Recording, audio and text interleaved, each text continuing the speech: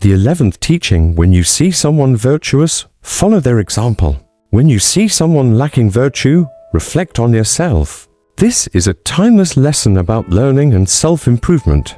A wise person always knows how to take the good qualities of others to grow, and how to use the faults of others as reminders to avoid mistakes. Let me tell you a story.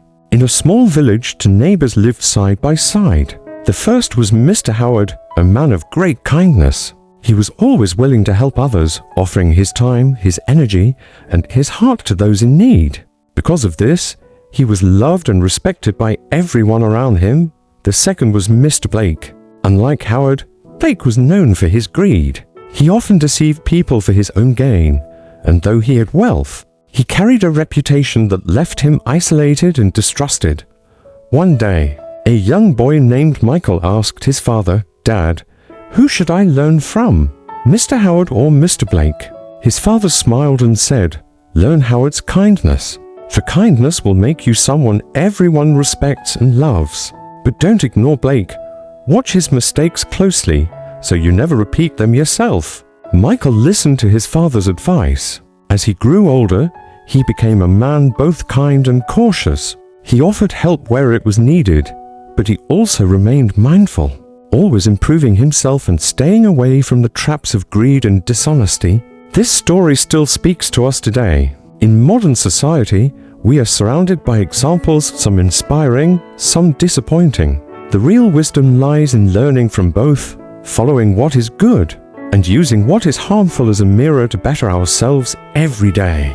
The 12th teaching: when friends come from afar, is it not a joy? These words emphasize the preciousness of friendship and the happiness found in meeting, sharing, and reconnecting with those we care about even when they live far away. It is also a timeless lesson about hospitality and the importance of valuing social relationships. Let me share a story.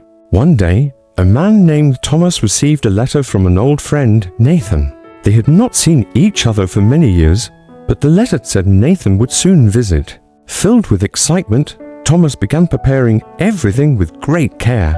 He cooked a warm meal, prepared a comfortable place to stay, and eagerly awaited his friend's arrival. When Nathan finally arrived, the reunion was filled with joy. They sat together, recalling old memories that brought laughter and nostalgia. They also shared new stories, catching up on the paths their lives had taken. The hours passed quickly, yet every moment felt meaningful.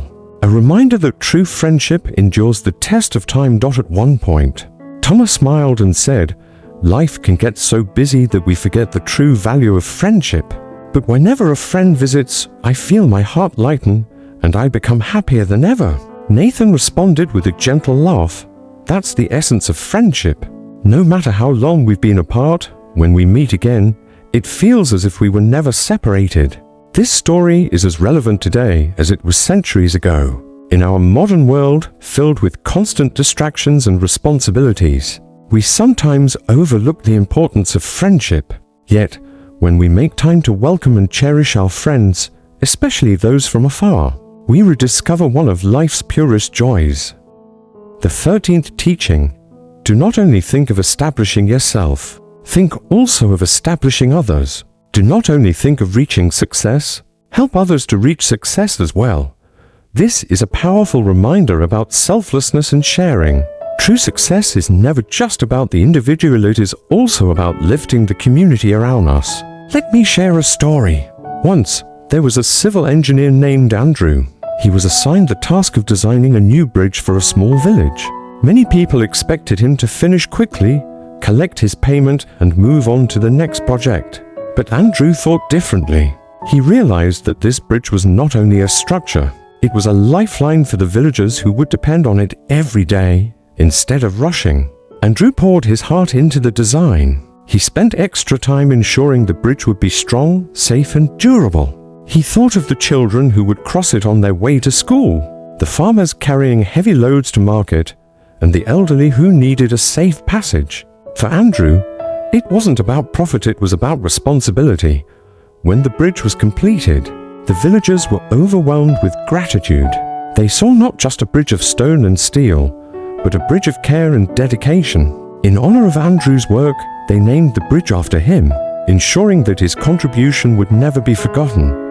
One day, a wealthy investor visited the village. Impressed by the quality and integrity of Andrew's work, he approached him with the proposal, "I would like to partner with you to build larger projects. I believe your vision can bring lasting value." In that moment, Andrew realized an important truth. By focusing on building something meaningful for others, he had also built lasting success for himself. His story reminds us that in today's world, real achievement is not measured only by personal gain, but by the value we create for the communities around us. The 14th teaching: when the world has morality, rituals and music will flourish. When the world loses morality, rituals and music will decay. This timeless truth reminds us that culture, respect, and creativity are not born in isolation. They reflect the moral foundation of society itself. A community rooted in virtue will always thrive in harmony and inspiration. Yet, when morality declines, disorder soon follows. Once in a distant kingdom, a wise king ruled with deep respect for rituals and values. Under his reign, artists were inspired to create beautiful music that celebrated peace and prosperity. The songs carried authenticity, joy, and gratitude, echoing through villages and cities alike. People lived with respect for one another, families stayed united, and the entire kingdom flourished with harmony and creativity. But when the king passed away, his son ascended the throne. Unlike his father, the new ruler was consumed by greed and indifference toward traditions. He dismissed the importance of rituals and neglected the moral foundation of his people. In this atmosphere of decay, artists no longer created from the heart. Instead, they were forced to compose hollow praises, stripped of genuine meaning. The music lost its soul, and the people, once kind and respectful, began to fall into conflict, chaos, and mistrust. An old musician, heartbroken by what he witnessed, sighed, "Rituals are the root of harmony. When the roots are lost, music itself becomes lifeless." His words carried a lesson that still speaks to us today. In our modern society, this truth remains. When respect, kindness, and shared values are upheld, creativity blossoms, communities unite, and progress follows. But when selfishness and corruption replace morality, even art, culture, and human connection lose their vitality.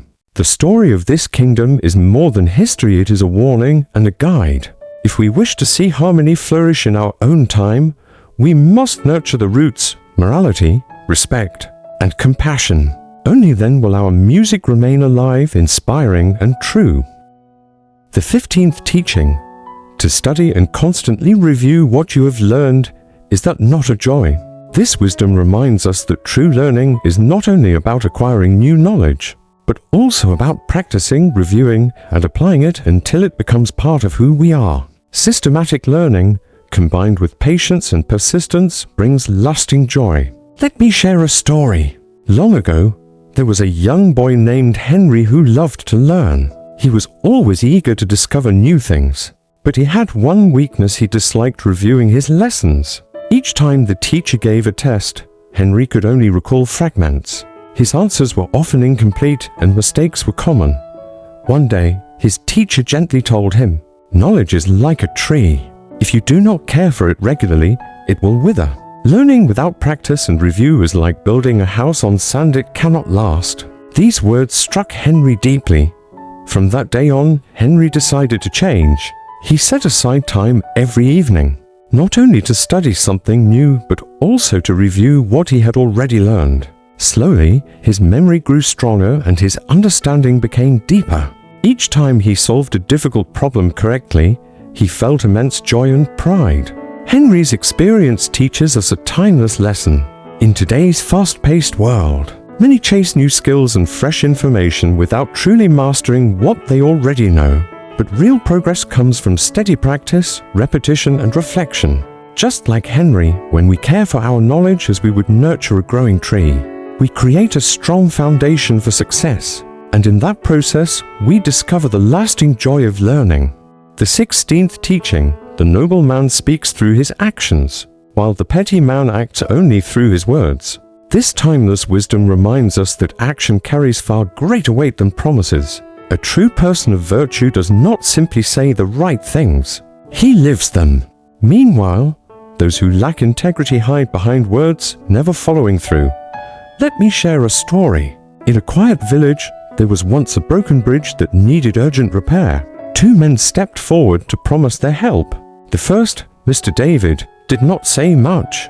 Instead, he immediately began planning, gathering the villagers and putting hands to work. With dedication and effort, he led by example, showing that commitment is proven through deeds. The second man, Mr. Kevin, was very different.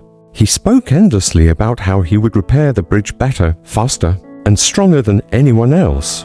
His words were grand, his promises bold, but day after day, no action followed.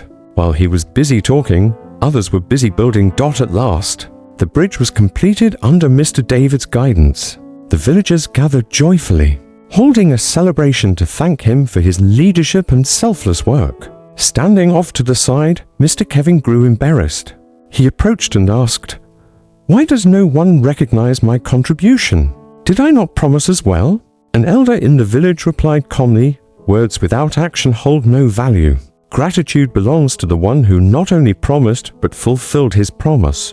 This story speaks to us even today. In our modern world, it is easy to talk about plans, goals, and intentions. Yet true respect, trust, and success are built through consistent action. Promises may inspire for a moment, but actions leave a legacy.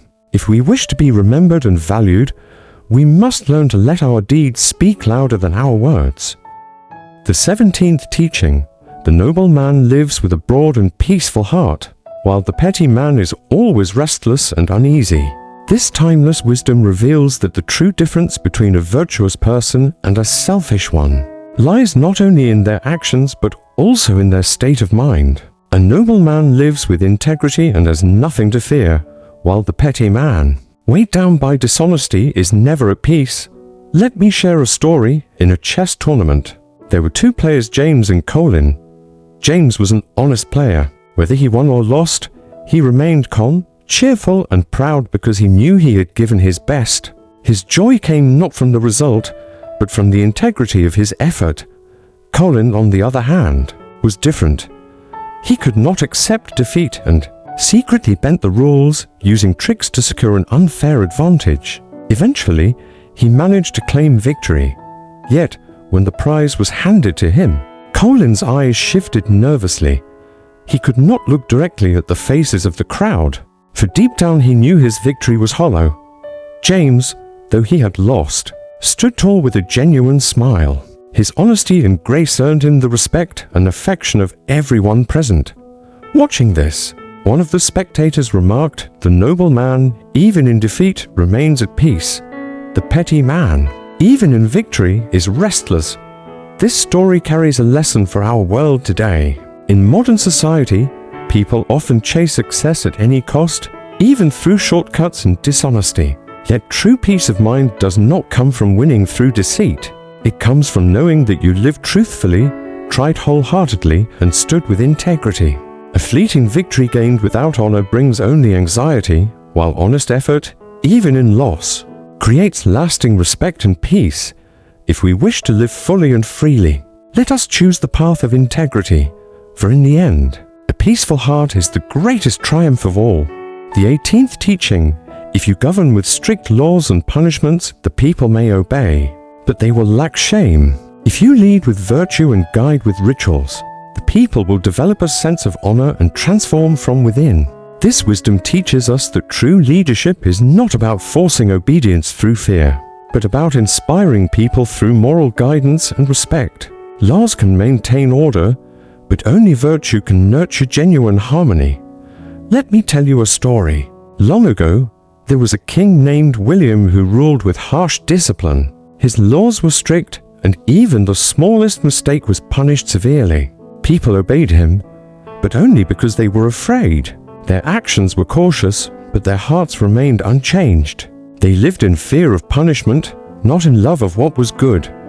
One day, a wise scholar came before the king and said, "Your Majesty, laws are like a staff. They can keep people in line, but they cannot touch their hearts. If you truly wish for your people to embrace goodness, "You must plant the seeds of virtue and teach the ways of respect." The king listened carefully. He began to promote education, encouraging schools where children could learn knowledge alongside values of kindness and respect. He supported cultural gatherings that honored compassion, unity, and integrity. Instead of ruling only with fear, he rewarded good deeds and celebrated role models in his kingdom. Gradually, a transformation unfolded. The people no longer followed rules just to avoid punishment. They began to live with dignity, treating others with fairness and compassion. Villages once filled with suspicion became places of trust and cooperation. Families grew closer and neighbors supported one another with sincerity. The scholar later said, "Virtue is the lamp that lights the way. Law is only the stick that directs the path." You, my king, have learned to use both wisely. This story is more than ancient wisdom. It is a lesson for us today. In our modern world, whether we lead a country, a company, or even a household, we face the same choice: to rule by fear or to inspire through character. Authority may create temporary compliance, but only virtue can win hearts and build lasting harmony.